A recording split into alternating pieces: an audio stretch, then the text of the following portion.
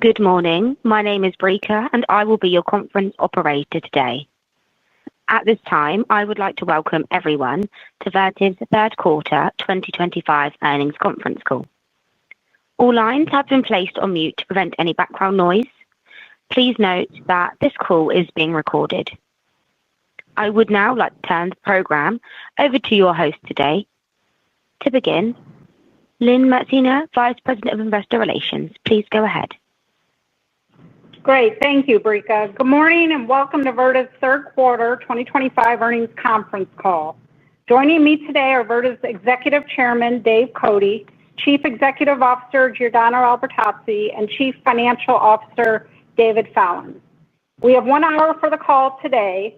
During the Q&A portion of the call, please be mindful of others in the queue and limit yourself to one question. And if you have a follow-up question, please rejoin the queue.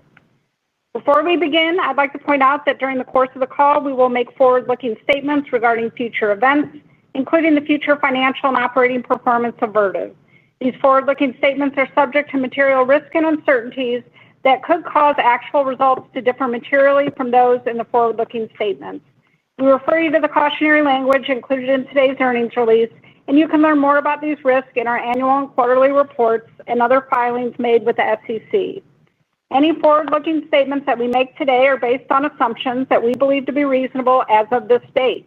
We undertake no obligation to update these statements as a result of new information or future events. During this call, we will also present both GAAP and non-GAAP financial measures. Our GAAP results and GAAP to non-GAAP reconciliations can be found in our earnings press release and in the investor slide deck found on our website at investors.vertiv.com. With that, I'll turn the call over to Executive Chairman Dave Cote. Morning, all. Well, this was a very strong quarter by any measure. Although I got to say, by looking at the stock price reaction right now, I wonder what would have happened if we hadn't blown the doors off of every single metric.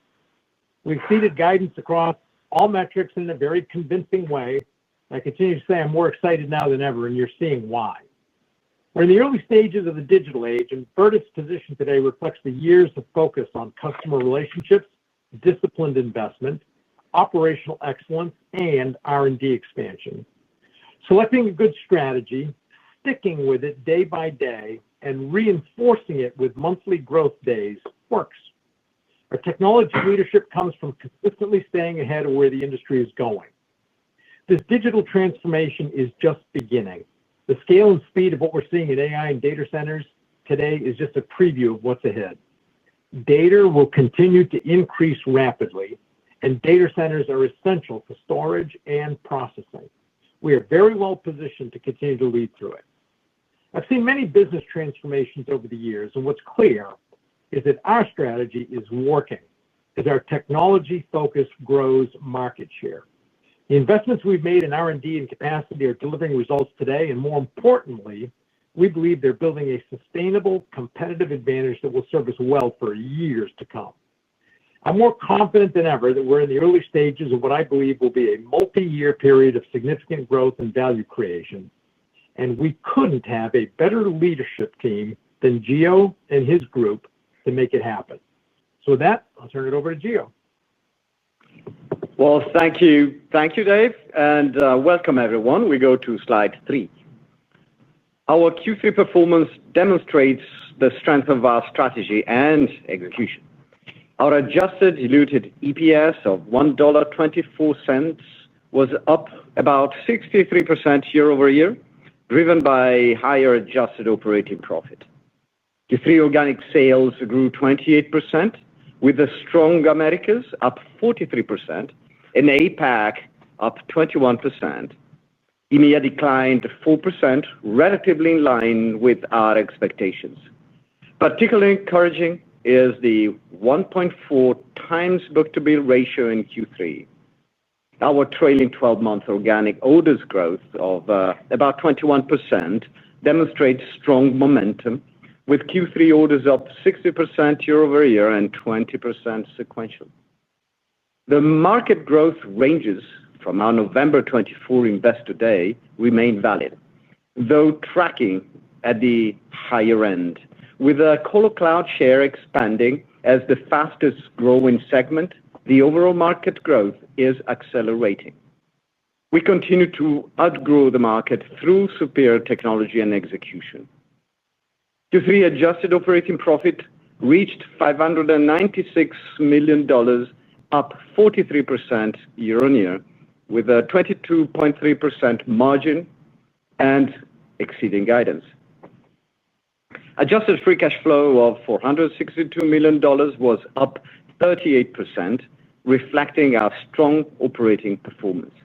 Our 0.5 times net leverage demonstrates our strong balance sheet. Given our momentum heading into Q4, we're raising full-year guidance for adjusted EPS, net sales, adjusted operating profit, and adjusted free cash flow. And with that, we go to slide 4. Vertiv's order momentum and pipeline continue to outpace the strong market. While orders can be lumpy, our Q3, about 21% trailing 12-month organic orders growth, and the 1.4 times book-to-bill ratio showcase our competitive advantages.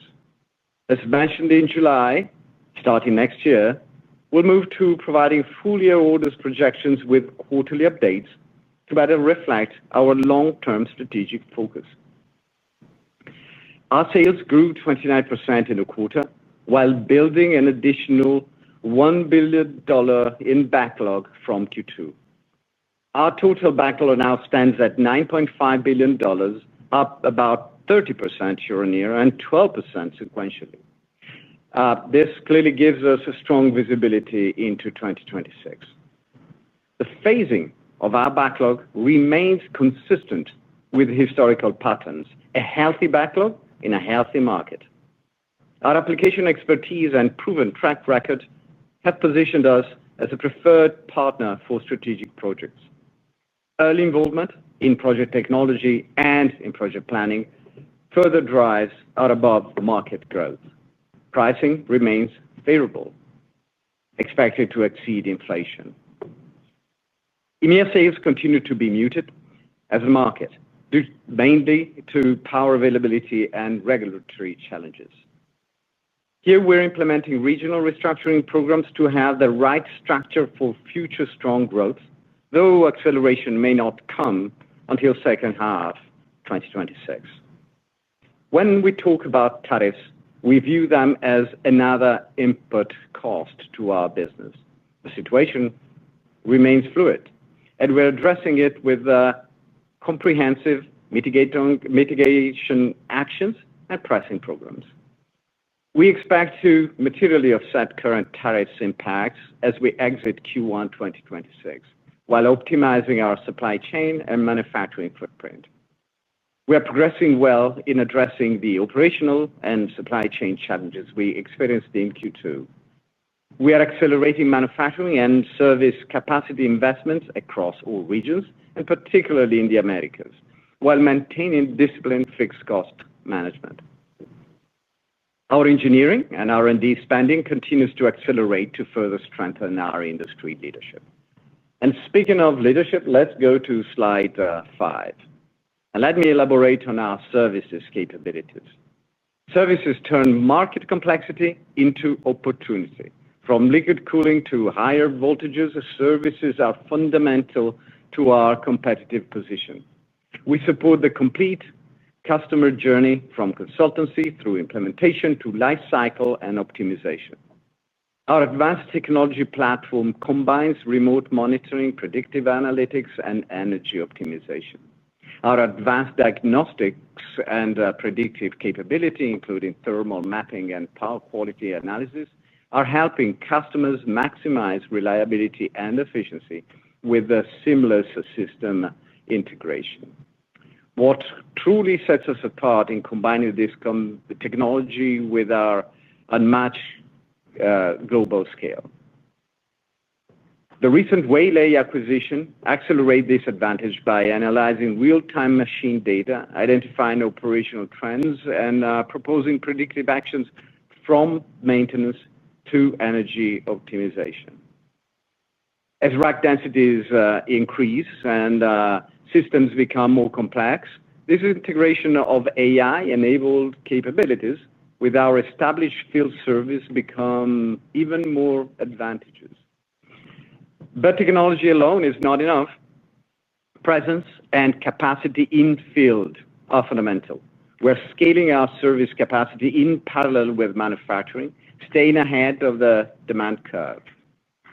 Services, combining advanced technology, global reach, and growing capability, is truly one of Vertiv's superpowers. And with that, over to you, David. Thanks, Gio. Turning to, slide 6, let me walk you through our strong third quarter financial results, starting with adjusted diluted EPS of $1.24, up approximately 63% from last year's third quarter, with the improvement driven by higher adjusted operating profit and a lower effective tax rate, primarily from progress with tax planning and timing of some discrete items in the quarter. Organic net sales were up 28%, with continued momentum in the Americas, up 43%, while APAC was up 21% as we continued to drive top-line expansion across that region. EMEA was down 4%, but as Gio mentioned, we continue to see encouraging signs of accelerated growth in that region, likely looking to the back half of 2026. Our adjusted operating profit of $596 million was up 43% from last year and $86 million higher than guidance. Adjusted operating margin of 22.3% exceeded prior year by more than 200 basis points, primarily driven by operational leverage on the higher sales, positive price cost, and productivity, but partially offset by the negative tariff impact, and as we summarized last quarter, operational inefficiencies driven by supply chain actions to mitigate tariffs. This 22.3% adjusted operating margin was 230 basis points higher than guidance, aided by operational leverage on the higher sales, but also by strong operational execution, including addressing supply chain inefficiencies more quickly than expected just 3 months ago. Still work to do, but we are encouraged as we move into the fourth quarter and 2026. Importantly, our year-over-year incremental margin in the third quarter was approximately 30%, a good indication that we continue the path towards full-year adjusted operating margin target of 25% in 2029. And finally, on this page, we generated $462 million of adjusted free cash flow. That's up 38% from last year, and that translates into approximately 95% free cash flow conversion, and that is consistent with our long-term expectations. Net leverage was 0.5 times at quarter end, and we expect to exit the year at 0.2 times, providing significant flexibility with future capital deployment. Moving to slide 7, this page illustrates our segment results, and as mentioned, Americas delivered strong organic top-line growth of 43%, driven by accelerated AI demand across product lines and customer segments, and margin expanded 400 basis points despite the tariff headwinds as we continue to drive operating leverage, productivity, and positive price cost. Moving to the right, operating leverage was critical for margin expansion in APAC, which saw 21% organic growth as AI infrastructure continues to drive current and future expected growth across that region. In EMEA, organic sales were down 4% due to continued industry challenges. However, sales were higher than expectations heading into the quarter, reason for optimism as we expect EMEA to reaccelerate in the back half of 2026, driven by the latent, although inevitable, AI infrastructure demand there. Third quarter adjusted operating margin was significantly below prior year, and we think at a low point, driven by deleverage on lower sales and higher fixed costs as we continue to invest in regional capacity to ensure readiness for the anticipated market recovery. As Gio mentioned, we are implementing a restructuring program primarily in EMEA, but also impacting other regions. And this global program, which commenced in the third quarter, costs approximately $30 million, and we expect an annualized benefit of approximately $20 million commencing in 2026. Now, let's move to guidance, where we will address the midpoint of our guidance ranges for both 4Q and full year in slides 8 and 9. Turning to slide 8, our fourth quarter guidance, we expect adjusted diluted EPS of $1.26, up approximately 27% from prior year and primarily driven by higher adjusted operating profit. We project net sales at $2.85 billion with organic growth of approximately 20%. Looking at regional growth rates, we expect momentum to continue in the Americas, up high 30s, with APAC up mid-single digits and EMEA down high single digits, but up mid-teens sequentially from the third quarter. Adjusted operating profit is expected to be $639 million, up approximately 27% year over year, with adjusted operating margin of 22.4%, 10 basis points higher than the third quarter despite higher sales due to headwinds from new tariffs announced since our last earnings release, including those implemented under Section 232, and also a sequential quarterly increase in growth investment as we ready for future strong customer demand. Next, turning to slide 9, our full year guidance. We are raising our projection for adjusted diluted EPS to $4.10, 44% higher than 2024. This improvement is primarily driven by higher adjusted operating profit with benefit from lower interest expense and a lower effective tax rate. We are raising our expectations for net sales to $10.2 billion, translating into 27% organic growth for the full year. And we expect adjusted operating profit of $2.06 billion, up 33% from last year, and full year adjusted operating margin of 20.2%, approximately 80 basis points higher than 2024, demonstrating strong expansion despite the negative impact from tariffs. We are raising our adjusted free cash flow guidance to $1.5 billion, with free cash flow conversion at approximately 95%. And before turning it back to Gio, I do note that this guidance assumes tariff rates active on October 20th are maintained for the remainder of the year. So now, with that said, back to Gio. Well, thank you very much, Dave. And we go to slide 10 to share some thoughts on 2026. So the data center market continues to show remarkable strength, driven by accelerating AI adoption globally. Our order pipeline and market indicators give us confidence in this trajectory, though we may remain softer, and we expect it to rebound in the second half of 2026. Based on our substantial backlog and clear visibility of pipeline, we anticipate continued significant organic sales growth in 2026. To anticipate and stay ahead of our customers' evolving needs and timelines, we expect to accelerate our investments in supply chain and services capabilities and capacity. Tariffs remain dynamic, but we have a clear action plan and strong execution. Our mitigation strategies are progressing well, and under current conditions, we expect to materially offset their impacts as we exit Q1. On profitability, multiple drivers support continued margin expansion. Strong operating leverage, certainly at these growth levels, ongoing productivity initiatives, and effective price-cost management. We remain fully committed to our November 2024 Investor Day margin targets.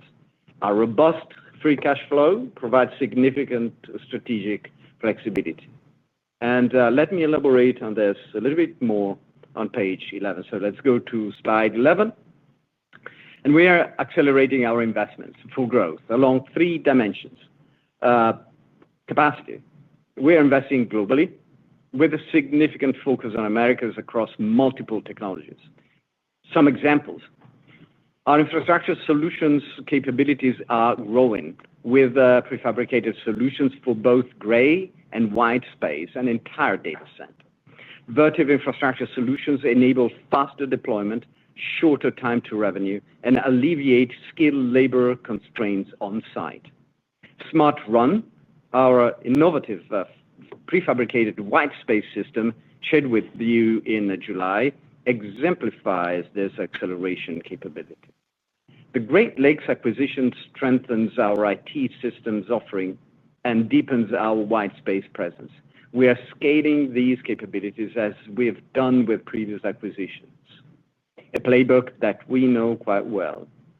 In general, our capacity expansion strategy keeps us 6-12 months ahead of demand curves, maintaining technology leadership while driving operational efficiency. The other axis, of course, is technology, and our engineering and R&D spending will grow 20% plus in 2026 with flexibility to accelerate further.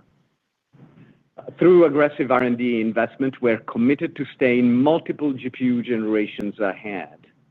We're accelerating our funding for the system layer, connecting all critical infrastructure elements, and this is a crucial advantage as data centers are becoming increasingly complex. When it comes to M&A, our strong balance sheet enables us both opportunistic bolt-ons and larger strategic acquisitions, all according and in line with our value creation framework. We maintain a vibrant pipeline across technologies, regions, and deal sizes.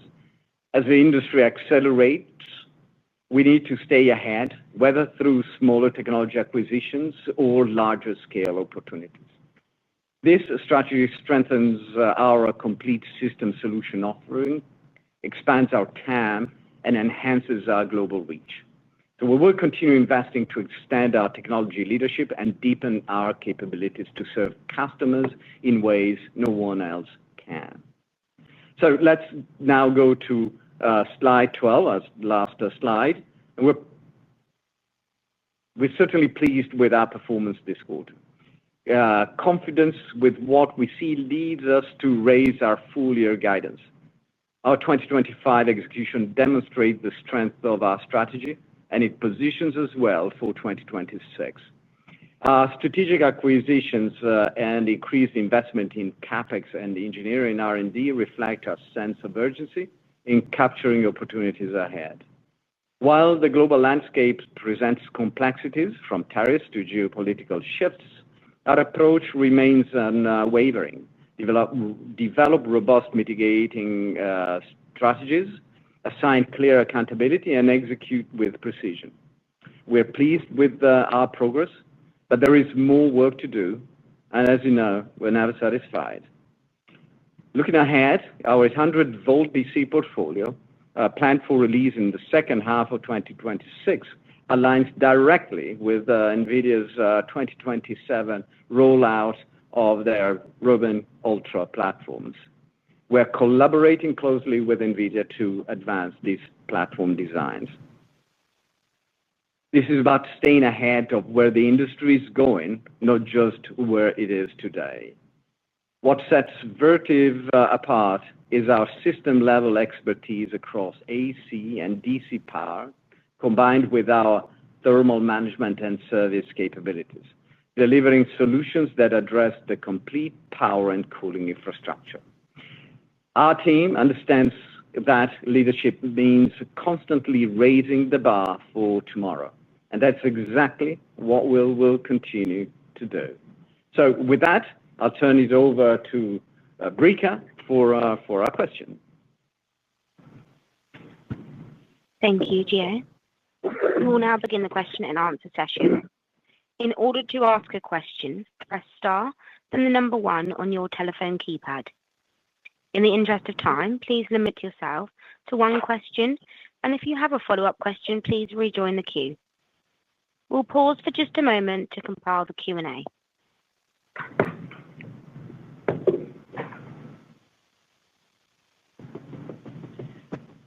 Your first question comes from Amit Darani with Evercore. Your line is open. Good morning, everyone. Thanks for taking my question. Impressive set of results here despite the stock reaction today. Gio, I'm hoping you could just maybe help us understand the order uptick you're seeing that you're talking about today, up 60%. What is sort of driving this? And really the part I would love to understand is, when we see Oracle report a $300 billion plus RPO number or OpenAI announce a 10 gigawatt deal with NVIDIA, what's the cadence for these big announcements to flow into orders and revenues for Vertiv? I suspect none of these multiple recent announcements have really made it to orders for the ecosystem yet, but love to understand just a little bit on what's driving this order growth in September and the time frame from when these big headlines we're seeing start to become orders for the company. Thank you. Good morning, first of all, Amit. Thank you for your question. Certainly the drivers are a combination of things. A very good market. Certainly technology evolution in the market that goes in our direction. Certainly an industry that trusts the ability to scale that Vertiv is displaying. And what we have multiple times been vocal about our competitive advantages, our service, our technology, etc. So all things that certainly drive that demand combined with a reliable execution. On the Oracle side, as an example, I don't want to go too specific, but in general, we see some of the players, many of the players, the large players in this space that talk about backlog expansion that really has to do with their service agreements. So I don't want to go into details of what these customers and how they look and measure their backlog, but typically those are a different type of backlog, different type of agreements. And on the back of this, in the back of these plans and facts and commercial situations, we have an infrastructure that has been built, and that build out is rapid but gradual nonetheless. So the dynamics of the orders to Vertiv or to the likes of us relative to the dynamics of the order intake and the backlog of our customers can be very different. But they're two sides of the same very positive coin, if you will, but they beat to a slightly different drum, if you see what I mean.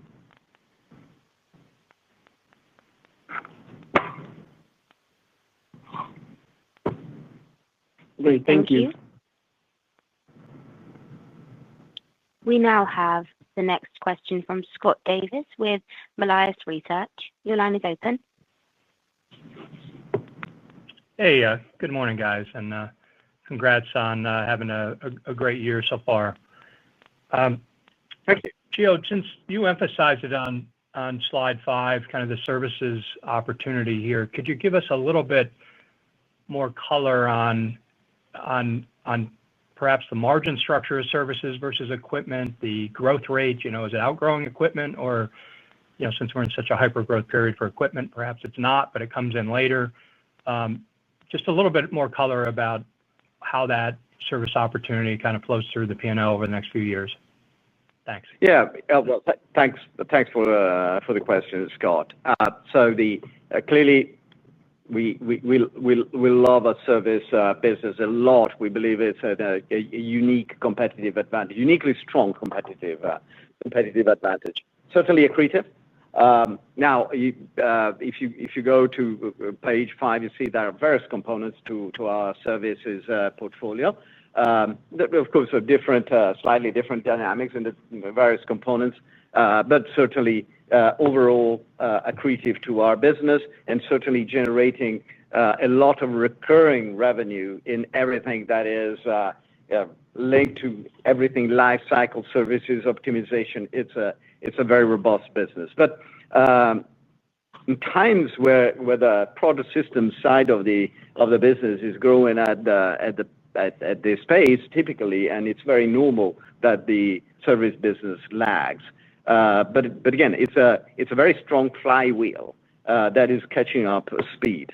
So it's almost bound to happen. It's going to happen. We see it accelerating. We like the direction in which it is going, and quite frankly, I'm really let's say, excited about the technology that we're bringing about. So it's really the combination of technology and capacity and presence and customer experience. So expand that to continue to accelerate. That flywheel continue to accelerate. I think an important element is that the type of equipment that is being deployed, the density of technology that is being deployed nowadays in new and newer data centers certainly conducive to more business service penetration. All right. Helpful. Thank you. Thank you. Your next question comes from Steve Tusa with JP Morgan. You may proceed. Hey, good morning. Good morning, sir. Good morning, Steve. Just you guys had said, I think in the release or maybe in the presentation that you're on track for, I think it was the margins that are embedded in kind of the long-term outlook.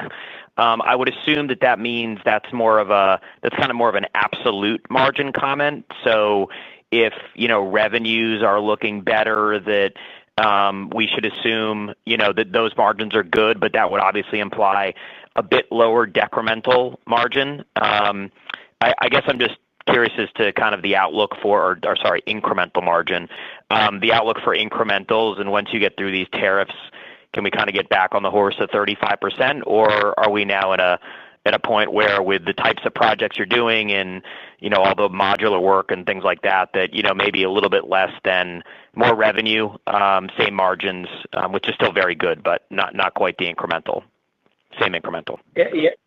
Yeah. No, understand your question, Steve. This is David. I would say our path to the 25% long-term margin target in 2029 stays intact. I think we certainly had some noise this year, specifically as it relates to tariffs, not only with the tariffs themselves, but also some of the supply chain countermeasures to address those. Our long-term model assumes incrementals in that 30 to 35 range. I think low 30s gets us to that 25% in 29. If we're at the upper end of that range, we could do it sooner. But I would say everything that we see, certainly based on Q3 and what we see shaping up for Q4, certainly keeps us on that path. The one variable, and we were very clear with this in both investor days, is going to be the timing of growth investments. And they're investments. So you invest up front, you get the return over time. But even with that, we would believe going into any given year, our expectation is to be in that 30 to 35% range. Maybe the one dynamic for next year is we certainly wouldn't anticipate a headwind from tariffs. They continue to remain volatile and uncertain, but that was probably the most significant headwind that got us below that 30-35% range in 2025. Okay, great. Thanks a lot. Thank you. We now have Chris Snyder with Morgan Stanley on the line. Thank you. I wanted to follow up on the prior margin commentary. The one thing that really stood out to me, Q2 to Q3, was the sequential margins, operating profit up more than revenue sequentially. So I know margins are swinging around a lot with tariffs and how that's being phased in. But I guess kind of the question is, if we step back, do you think the price conversations or negotiations versus the customers have changed versus a year ago?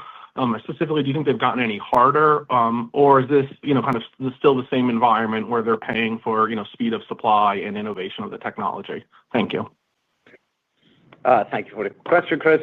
So I'd say that first and foremost, we continue to be focused on and deliver on a price cost positive type of performance. When it comes to the conversation with the customer, I think we have to be all very, very, very careful in the sense that I don't think we should think about as price conversations ever being easy. I mean, we have a very, very professional, knowledgeable, savvy customers, and they correctly behave as such.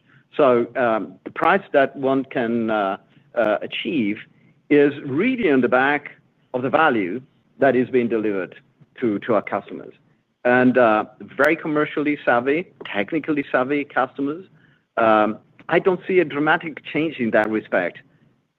What is absolutely critical is really the innovation, but the innovation not in and of itself, but the innovation that enables additional value creation for them, for our customers. It is a service level. It is the quality you bring to the party. We think we're doing a very good job in that respect across all axes, but our customers, more or less price sensitive, they're very business sensitive. They've always been very business sensitive. So it's up to us to deliver value to them that enables price to be achieved for us. Thank you. I appreciate that. Thank you. Thank you. Your next question comes from Jeff Sprague with Vertical Research. You may proceed. Hey, thanks. Good morning, everyone. Two questions on my mind. I guess I'll ask one, actually. Just curious on Europe, actually, your apparent confidence that it does, in fact, get better. The second half of 2026 sounds like a long way away. I mean, watching France, I think, is on their fourth government here in 12 months. So just your confidence that they get their act together, do you actually see a product pipeline coming together there? And maybe just address a little bit, I guess, the restructuring you're doing to prepare for that eventual growth that you're expecting. Sure. Well, Jeff, thanks a lot. So I probably have been more sanguine about the Europe reacceleration in the past than I've been now. So saying it is going to be a year from now, I mean, a year from now when we sit around the same table and phone summarizing our Q3 2026 performance, that means that we are building some wiggle room there for things to really come back. And I truly believe that they will come back because the market is in a bad need for a capacity, AI capacity. And there are very stringent data sovereignty reasons why that capacity for inference needs to be in country, in region, in the EU or in the UK, etc. So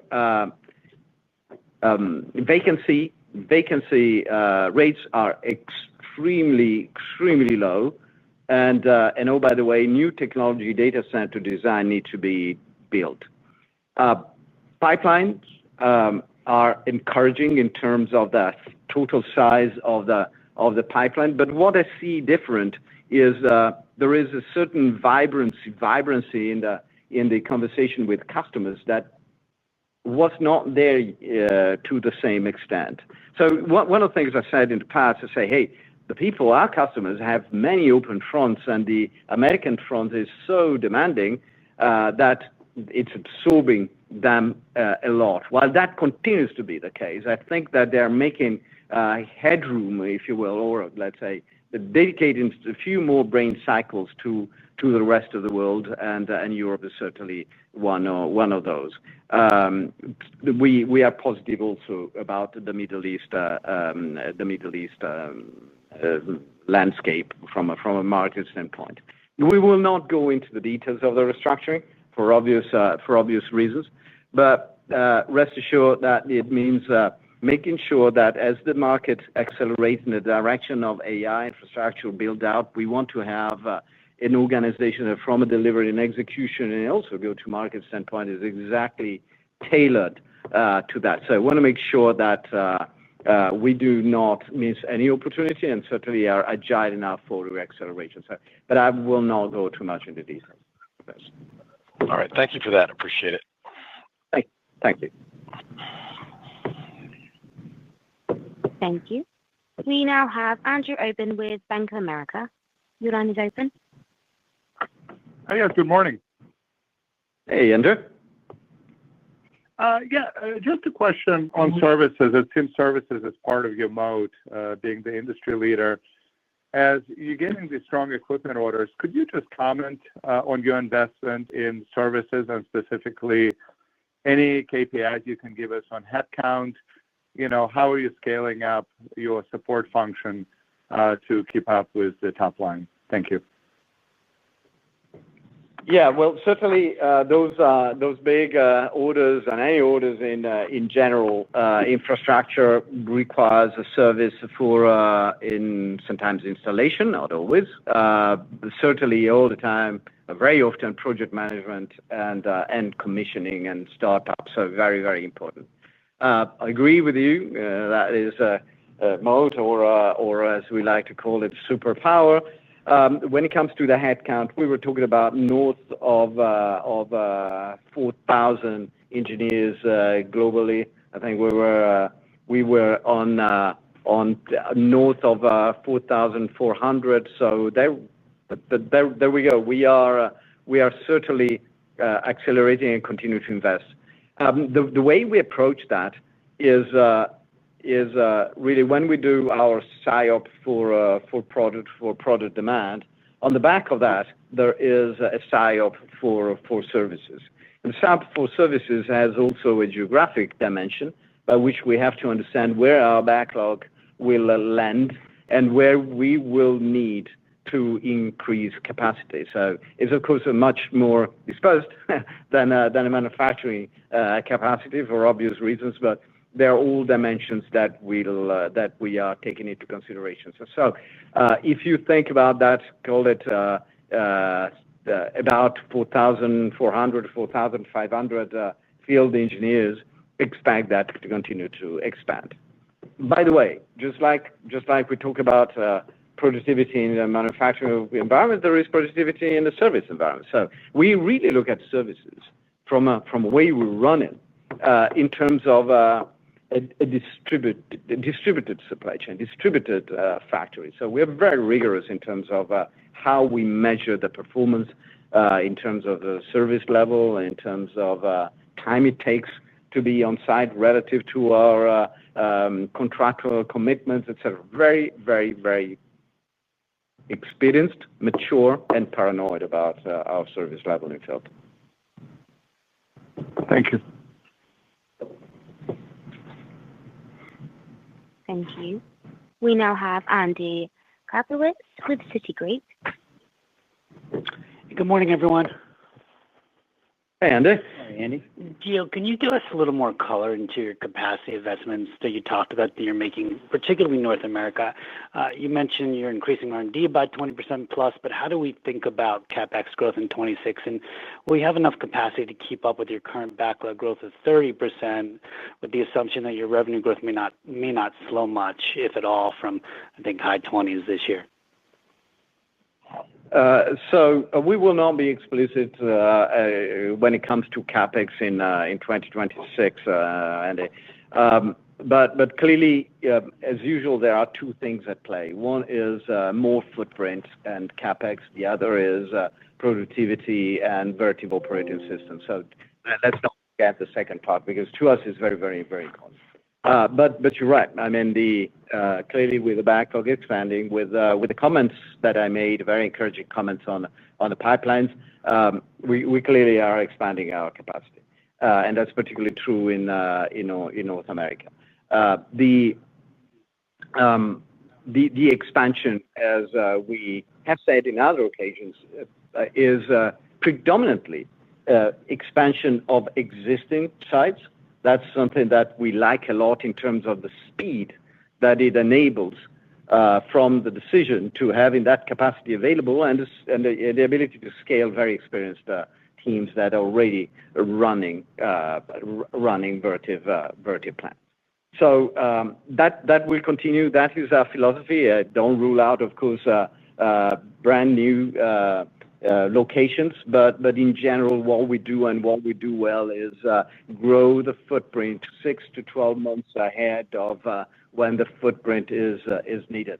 Now, I think we do a very, very good job. Never perfect. It's never perfect. There's always multiple product lines, multiple regions, but we're pretty satisfied with the direction of travel, and we believe it will well sustain our future trajectory.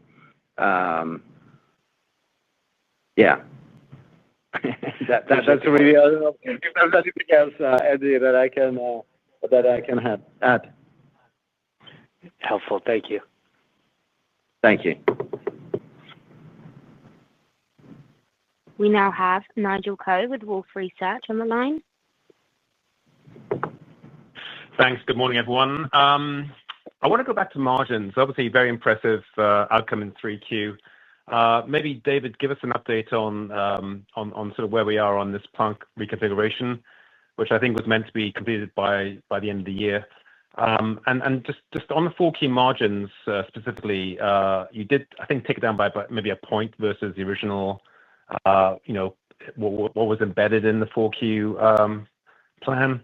Just wondering if that's tariff inflation, some of these secondary tariffs, or whether there's an EMEA mix there. And I know I'm rambling a bit here. Can I just clarify the points about 2026 incrementals? Because with the tariff mitigation, maybe, yeah. Just do we think 26 can be above 30? Sorry. Do we think 26 can be above the bar in terms of that incremental margin guidance?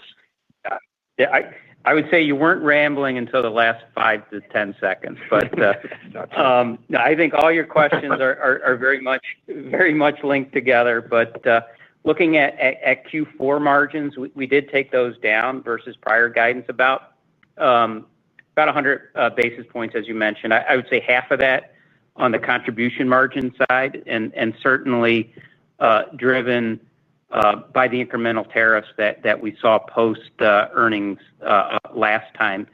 In addition, and we're very proud of our operating leverage, but we're not afraid to invest in fixed costs.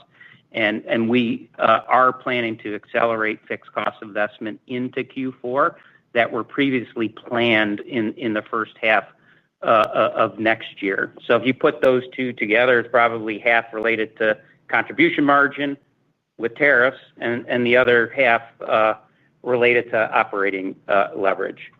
And if you look at margins sequentially, relatively flat Q3 to Q4, once again, we see benefit as it relates to addressing the operational challenges, but we do have the additional tariff headwinds. Your question related to incrementals for 2026, probably premature to provide any specific numbers, but once again, we'll reiterate, we expect to be in that 30 to 35% range in any given year over the next 3 to 5 years that the 25% target is pertinent. We're still evaluating the impact of tariffs, but we do anticipate to materially offset the tariffs that we have line of sight to today with countermeasures we're enacting with both pricing and also transitioning the supply chain. We expect to be materially offset exiting Q1, which would imply certainly tariffs not being a headwind year over year. And despite uncertainty, we would expect that actually to be somewhat of a tailwind. So once again, too soon to give any specific numbers as it relates to incrementals, but if you backtrack a year, there's nothing in particular that we're looking at 2026 that would be different than any other year as it pertains to incrementals. Great. Thanks, David. Yep. We now have a question from Nicole DeBlase with Deutsche Bank. Your line is open. Yeah, thanks. Good morning, guys. Good morning.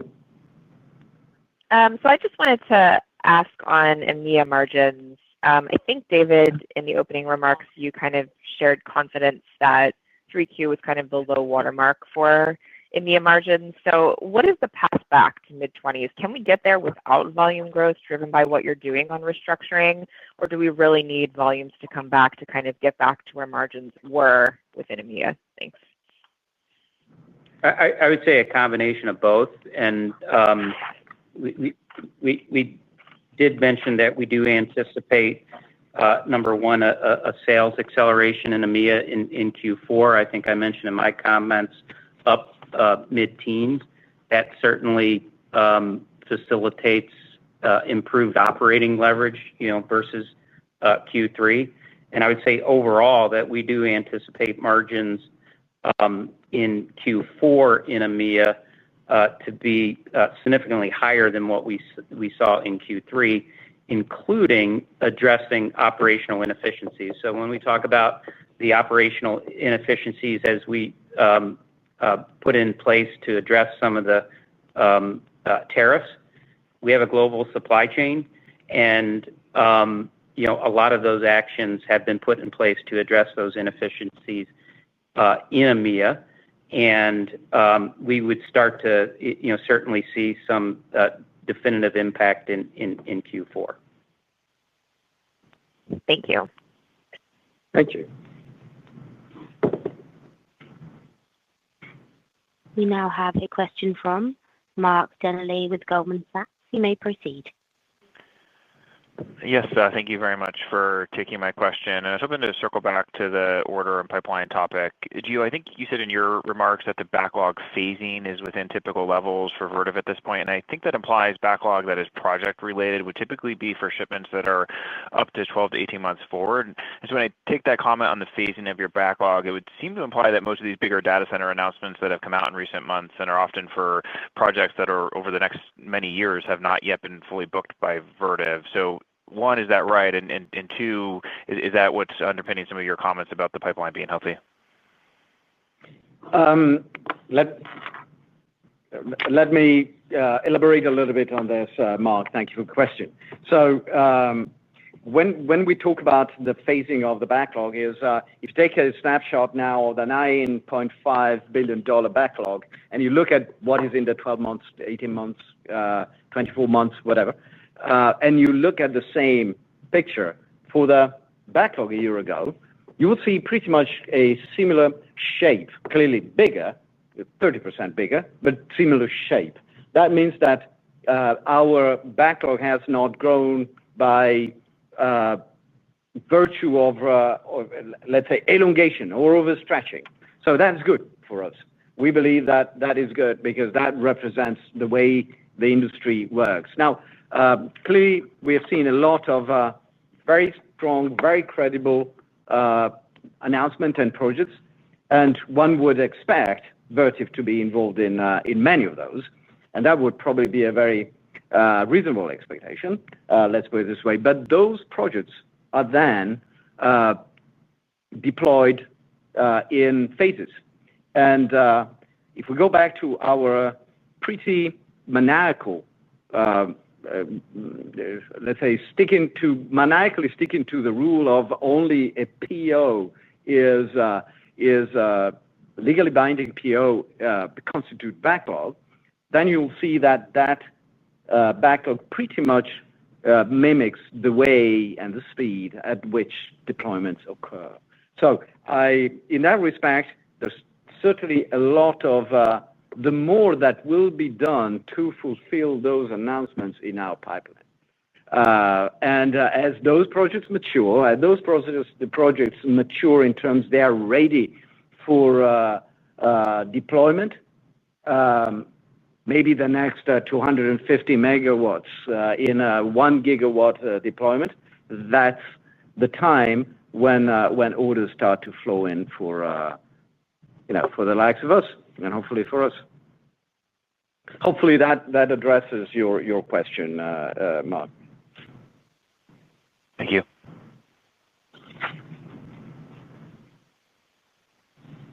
We now have Michael Elias with TD Securities. Please go ahead when you're ready. Great. Thanks for taking the question. So, Gio, on the ground, I'm seeing a massive acceleration in data center demand. I think in the third quarter, run rate data center demand is up close to 4x. So it's great to see you guys investing in production capacity.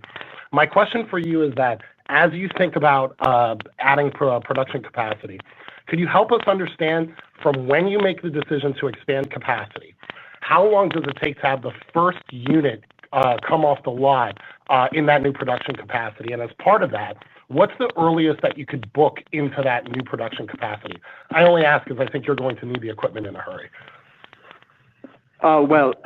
Mike, first of all, thank you for the question. We like the reinforcement about the market trajectory. We wholeheartedly agree on a very, very strong market.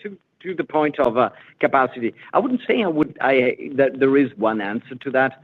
A lot of our capacity expansion is use that 25-30% of capacity that we have latent in the way we build things. If you think about our capacity built out, do not please think of it in aggregate as one discrete step happening sometimes. That's been going on for forever. We continue to expand.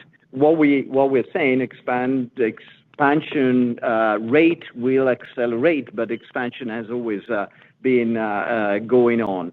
It depends, again, the time to first unit, let's say, the time to revenue for new capacity it can vary from a few months for a line reconfiguration, like 3, 4, 5 months, to maybe 12 months for larger expansion that require building from scratch. But again, one thing that we like a lot, and that's why we like it a lot, is that if we just expand existing facilities, that is really just a technical time to have the new equipment available.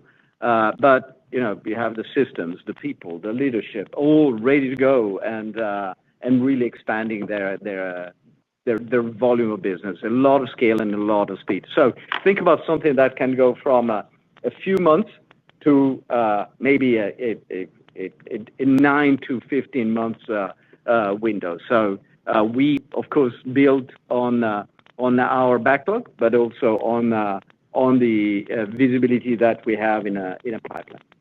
Hopefully addressing your question, Mike. Yeah, it does. Thank you. Really appreciate it. Thanks. We now have Amit Mehrotra with UBS on the line. Thanks, operator. Hi, everybody. Gio, I wanted to maybe ask you to address, the competitive environment across all your products. And the only reason I ask that, it seems like every 3 or 4 months, there's some announcement or some innovation that gets everybody to question the entire thesis around Vertiv's position in the market. There was obviously AWS in row heat exchangers a few months ago, recently Microsoft microfluidics, and people are talking about 800-volt DC eliminating the need for PSUs. Maybe address all of those, if you don't mind. Obviously not AWS, microfluidics and the 800-volt DC dynamic, and kind of how your content is evolving against that $3 million per megawatt, and maybe what your message is to folks when they're on the receiving end of these innovations every 3 or 4 months that causes them to question the entire thesis. Well, we will use the next 2 hours, Amit, for this. This is a great question, but I'll try to be super concise here. We love the innovation intensity in the industry. We love it because we are at the center of it. If anything, we drive it. And that's exactly, we go back to one of the questions we had, how to make sure that the price equation, I think it was Chris, the price equation stays favorable. That's exactly what innovation does. And being ahead in the innovation curve enables us to continue down that path. So very important. That's why we relentlessly invest more and more in innovation. That's why we nurture our relationships so intensely, as you know, we do. When it comes to specific examples, take microfluidics, take 800-volt DC, different stories. For example, take microfluidics, and you say, if anything, this is exactly direct-to-chip liquid cooling, just done with other means than a cold plate. It preserves everything, thermal chain, Vertiv's thermal chain, absolutely intact. If anything, you would have probably smaller microchannels and more pressure drop and more cleanliness needs in the system. So let's not be afraid of innovation. Innovation is absolutely our friend. Our friend certainly is the 800-volt DC, leveraging our decades-long DC power and AC power experience, and DC power specifically. So being at the forefront, as our page 12, I think it was, explains, at the forefront of it is a competitive advantage. When we think about our TAM per megawatt, we start to see really a range that goes from 3 to 3.5 million per megawatt. So if you will, narrowing a little bit on the upper end of the spectrum that we have given you in the past. And that's a good thing. Again, it's because of the technology. Clearly, the industry is becoming more interesting to many players, but also we see a better delineation of the competitive landscape if we compare, for example, everything thermal and liquid cooling now compared to what it was a year and a half ago. So that is in the direction of more consolidated, more rational players. Not bad. And again, we continue to hold true to our competitive advantages and reinforcing them: service, innovation, ability to scale, all the things that you heard from us. So absolutely intact. If anything, we love this environment, this innovation-intense environment. Okay. Thank you very much, Gio. Appreciate it. Thank you. Thank you. This concludes our question and answer session. I would like to turn it back over to Gio Albertazzi for any closing remarks. Rika, thanks a lot, and thanks everyone for your questions and time today. But before I wrap up, I want to take a moment to express my sincere gratitude to David Fallon, our CFO, who will be retiring. So it's been kind of 12 earnings calls together, probably 12 plus 1. I was kind of a semi in the role. So big thank you. David has been instrumental in our success, bringing great financial leadership and strategic insight during a period of significant transformation and acceleration and growth. So David, thank you wholeheartedly for your partnership and for your dedication. I'm absolutely excited to welcome Craig Chamberlain as our incoming CFO. Craig brings strong experience and capabilities that will help drive Vertiv's next phase of growth. I couldn't be more excited about our future. We continue to demonstrate our ability to execute and adapt in an ever-evolving market. While our progress has been strong, we stay focused on doing more. Opportunities ahead are extraordinary. With our technology leadership, global scale, and deep customer partnership, Vertiv is uniquely positioned for the future. A big thank you to Team Vertiv, constantly focused on delivering value for our customers and investors. And with that, thank you and have a great rest of your day.